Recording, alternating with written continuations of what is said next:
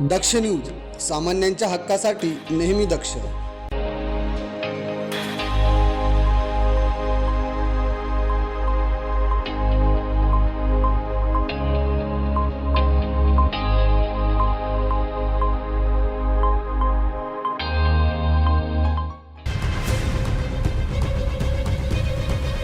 नाशिकमध्ये शनिवार रोजी रात्री उशिरा म्हसरूळ परिसरात एका तरुणाची हत्या झाल्याची घटना घडली.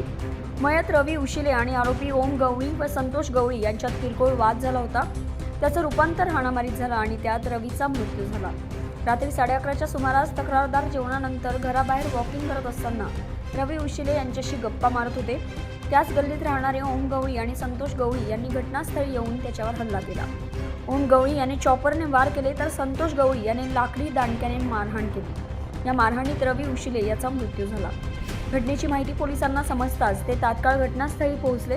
तसेच पोलीस उपायुक्त मोनिका राऊतसह पोलीस आयुक्त शेखर देशमुख व वरिष्ठ पोलीस निरीक्षक अंकुश चिंतामण बळवंत गावित घटनास्थळी पोहोचले व वेगाने तपासाचे चक्र फिरवले. याचा शोध घेत असताना पोलिसांना मिळालेल्या गुप्त माहितीनुसार आरोपी हे विल्लोळी येथील सीएनजी पेट्रोल पंपाच्या मागे लपून बसले असल्याचं समजलं. त्यानुसार म्हसरूळ पोलिसांनी ताबडतोब ते पोहोचून आरोपीला एका तासाच्या आत ताब्यात घेतले. तसेच परिस्थिती देखील नियंत्रणात आली आहे. करण सिंग बावरी, दक्ष न्यूज, नाशिक.